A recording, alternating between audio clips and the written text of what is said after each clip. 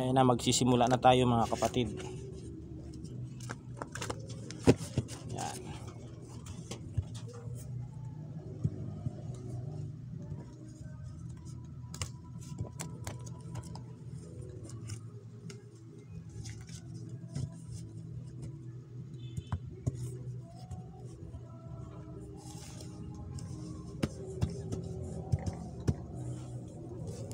Kuha tayo ng 30 na baraha. 3 4 5 6 7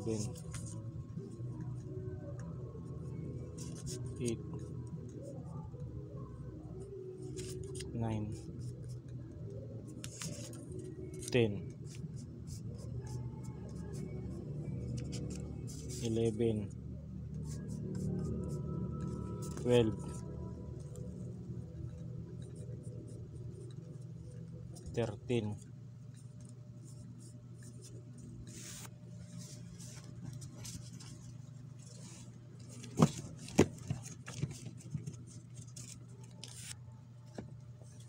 Ayan mga kapatid, 30 na baraha. Yan ating ilalapag ngayon. Unang-una ay spiritual na sakit. Yan. Yung mga nakakaramdam dyan ng mga na mga pananakit ng ulo, pananakit ng tiyan, pananakit ng likod, pananakit ng batok, pananakit ng bahagi, anumang bahagi ng parte ng katawan, ay kung kayo ay nagpa-check up dito mga kapatid, kung kayo ay nagpa-check up dinyo at walang findings ang doktor, kalimitan mga kapatid ang inyong sakit ay spiritual. Spiritual, maaaring kulam, barang, tigalpo o kung ano man. Yan yung mga sakit na about sa inyong karamdaman. Spiritual na sakit. Yan, pag walang findings ang doktor. At saka yung mga nagiinom kayo ng mga gamot at hindi basta-basta gumagaling, yan po ay may spiritual kayong sakit. Yan. Itong single dad na ito, mga kapatid ay maaaring isa ito sa mga biktima ng isang spiritual na sakit na ito. Yan, maaaring meron itong naging karelasyon dati na naghiwalay sila. Yan. Sa katakot na naghiwalay na sila ng kanilang partner at yung partner na yon may asawa ng iba. Tapos yung nag-aalangan yung asawa ng partner na yon na baka sakaling magbalikan sila ng single dad na ito, kaya pinagawan ito ng spiritual. Kaya itong lumabas nito ng spiritual na sakit dito. Natatakot itong yung naging karelasyon ngayon ng asawa niya na baka bumalik sa single dad na ito, kaya pinagawan ito ng sakit na spiritual. Ayan. So, itong kabit na lalaki, dito, itong kabit na lalaki, itong single dad. Itong single dad na ito ay binigyan ng spiritual na sakit, pero ang nagpagawa nito yung kabit na lalaki ng kanyang partner. Yan, kasi meron ditong takot malaman ng isang taong ng single dad na ito na baka mahuli sila o di kaya baka bumalik ang asawa nitong single dad nito, kaya pinagawan ito para magkaroon ng spiritual na sakit itong single dad. Yan. Itong third eye. Merong mga tao dito na makakapanood dito sa aking pagbablog na ito ay makakaramdam na parang nahihilo o parang nananakit ang mga sentido o ulo ng merong iba nakakapanood dito, at saka yung sa center ng kanilang, sa ibabaw ng noo ay parang may kumikirot. Yan po ay sign na mag-a-active po ang inyong third eye. Ayan, mag-a-active po yan. May mga tao pong nagkakaroon ng third eye ay pinagkakalooban po, pero kusang bumubukas ang third eye mga kapatid pag nagme-meditate kayo. May mga bawal kayong kainin tulad ng mga karne ng mga apat ang paa tulad ng baboy. Yan, baboy, baka, kalabaw, kung ano man, basta mga apat ang paa. Bawal pong kumain ng mga ganyan. Tapos puro gulay, gatas, ano po, maselan po kung kayo po ay mag-o-open ng third eye. May iba-iba kasi ang pamamaraan ng pag-o-open ng third eye, mga kapatid. Meron namang nag-o-open ng third eye na kusang bumubukas agad. Meron namang buwan o meron ibang taon bago mabuksan ang third eye ng isang tao. Hindi po yan nabubuksan ng isang session lang ang pagkakaroon ng pag-o-open ng third eye. Kailangan po dyan magme-meditate ka, magsakripisyo, paglilinis ng sarili, iwasan ng mga ibang ibang mga makasalanang bagay tulad ng mga pagnanakaw, pagpatay. Yan, dapat iwasan ninyo yan, yung mga ganyan. Itong hardworking, ito kasi ang isang kinainisan ng kabit na lalaki na ito sa single dad na ito, dahil siya ay hardworking, dahil masipag ito sa trabaho, mapera ito. Natatakot itong kabit na lalaki na ito baka balikan o iwan itong kabit na lalaki at bumalik sa single dad, kasi nakikita ng partner ng kabit na lalaki na ito na unti-unting bumabangon itong single dad na ito, kaya ito'y pinagawa ng spiritual na sakit. Hindi naman sa sinasabing spiritual na malala, yun lang ay unti-unti lang siyang nagkakasakit, nagkakaramdam ng mga kung ano-anong pananakit ng likod, pananakit ng batok, madaling mapagod, hindi makatulog, kung ano-ano yung mga iniisip na mga negative. Yan po ay spiritual na sakit. Yan, kapre, ito isa ito sa nagbibigay ng sakit sa sa isang single dad na ito, itong kapre na ito, itong kapre. O ang na ito, ang kunyari ang kapre na ito ay isa rin ito sa gumagawa ng nagpapasakit sa single dad na ito. Yan.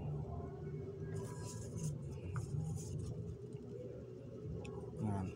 Ito ang hindi boto ang pamilya. Hindi boto ang pamilya niya. Ito sa isa din na hindi boto ang pamilya. Yan, sa single dad. Yan.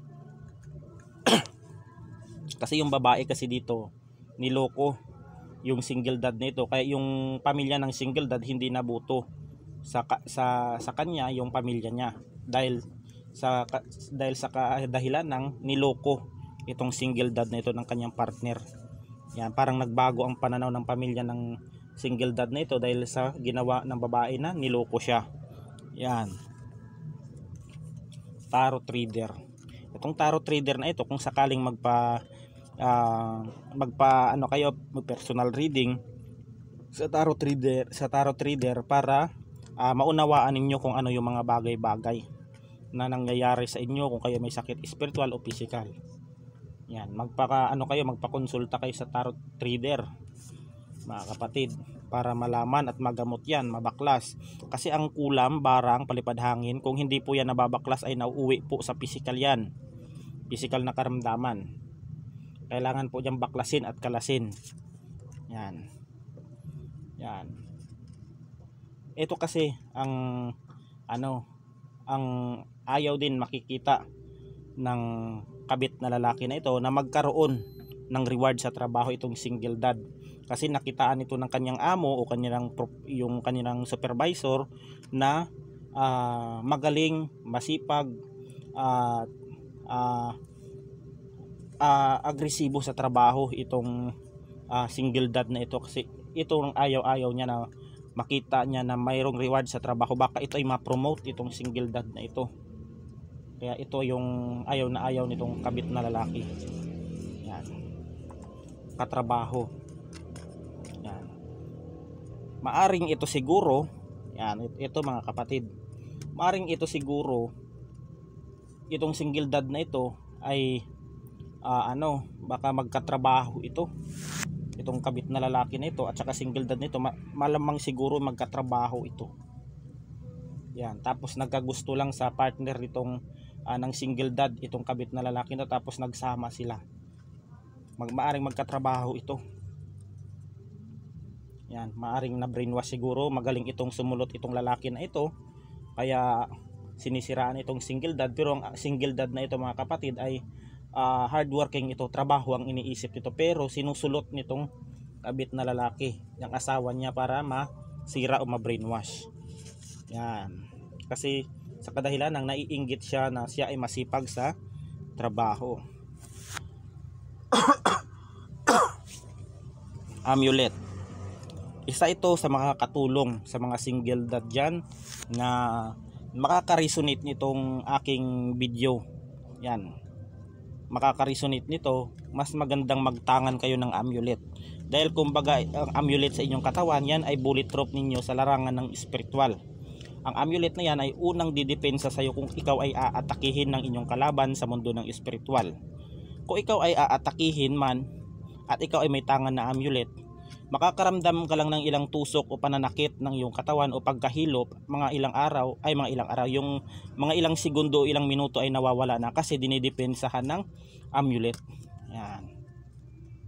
Ang amulet talagang importante sa lahat mga kapatid. Ako may mga amulet ako, mga tangan, iba-ibang amulet ko. Mahigit 70 na siguro ang amulet ko dito.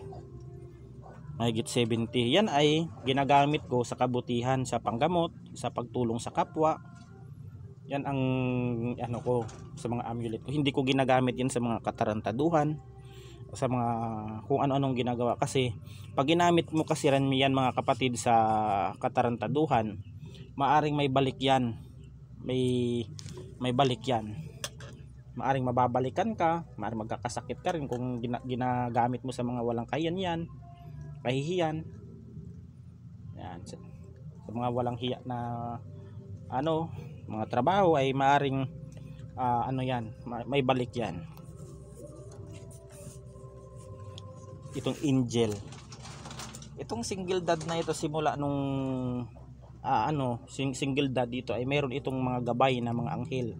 Lahat naman kasi tayo mga kapatid, bata pa lang tayo, kahit sa sinampupunan pa lang tayo ng ating ina, ay meron na tayong guardian angel na bantay sa atin. Yan, meron nang inassign ang ating Panginoon diyan na may magbabantay sa ating anghel. Simula pa ng bata pa lang tayo ay meron na tayong guardian angel.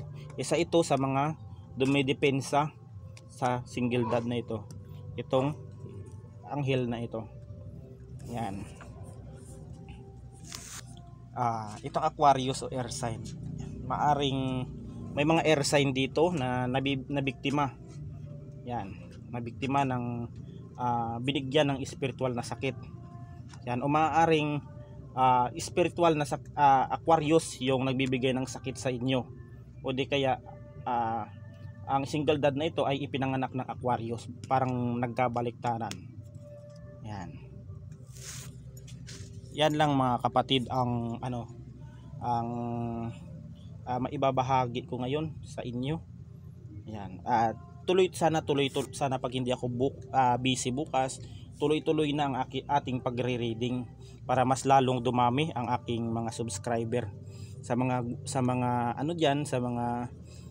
baguhan, ipaki-share na lang ang aking YouTube channel, baka kung sakaling dumami pa ang ating mga kapatid, dumami ang ating mga subscriber, para kung sakaling pagpalain man tayo ng ating Panginoon, ay yung mga kung sakaling makasahod man tayo, ay itutulong natin yan sa mga taong nangangailangan din. Ayan, magsisimula muna tayo dito sa pagtatarot. Ayan. Yan mga kapatid, at hanggang dito na lang, at God bless us all.